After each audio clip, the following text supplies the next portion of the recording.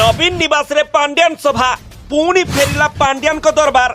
नवीन नुहे पांड्यान को भेटुछंती नेता निज राज आरंभ करदेलेनी चर्चित सचिव। शंख भवन रे पुणी आरंभ होईछि पांड्यान राज। चर्चित सचिवंक शरण रे पुणी आश्रय नेलेनी शंख दलीय नेता और कर्मी। किछि मासर व्यवधान परे बीजेडी पुराणा धारक फेरिछि। नवीन निवास रे आउ नवीन को दरबार चलुनी। पूर्व भली भिके पांड्यान दरबार कलेनी। बीजेडी रो सांगठनिक कार्य संपर्क रे से ही नेता मानक सह आलोचना करुछंती आउ नेता मानकर लिखित प्रस्ताव रखुछंती। तबे ए सब लुचा छपारा करा जाउ नाही, बरं सब किछि समस्तक सामना रे चलिछि। ए कथा देखि एबे छामुआ नेता ओ कर्मी चिंतित। स्थिति धीरे धीरे गंभीर रूप नेबाकू जाउछि। आगुकू यह विस्फोरक परिस्थिति सृष्टि करि पारे आउ एमिति किछि चर्चा आरंभ होई गलानी। निर्वाचन में बीजेडी पराजय पर गोटे वर्ग पांड्यान को ऊपर को आंगुठी उठाई। पांड्यान मध्य निजे सामाजिक गणमाध्यम सामना को आसी राजनीति संन्यास घोषणा करथिले। एहापरे नवीन गणमाध्यम रे बारंबार पांड्यान को सर्टिफिकेट दैछंती। मात्र सेबेठु नवीन निवास बाहर नवीन को पाखरे आउ पांड्यान को देखिबाकू मिलु नाही। किछि दिन धरी देखा जाउथला जे दलीय नेता माने नवीन को पाखरे आलोचना करथुबा बेले पांड्यान सेठारे बसु नथिले। नवीन सीधा सीधा नेता मानक ठारू प्रस्ताव ग्रहण करथिले।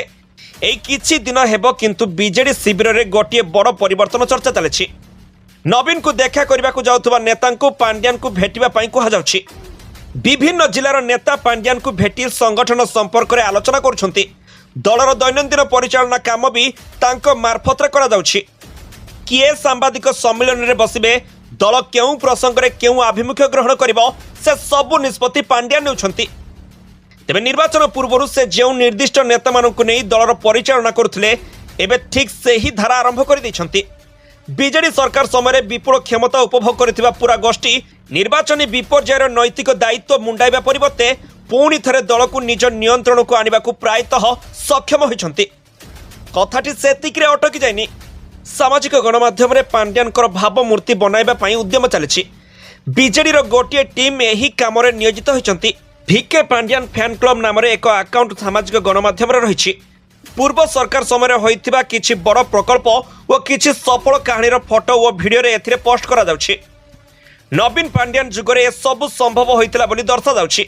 अर्थात पूर्व सरकार कोनोसी सफलतार श्रेय केवल नवीन को देबाकू एही गोष्ठी नाराज। पुणी थरे पांड्यान को महानायक भावे उपस्थापित करबाकू एही गोष्ठी बेस सक्रिय होई पड़िछंती। बीजेडी बहु युव और छात्र नेता यहां शेयर कर देखा मिलूँ। आउ यहां नहीं दल भितर किंतु असंतोष बढ़िबार लगी।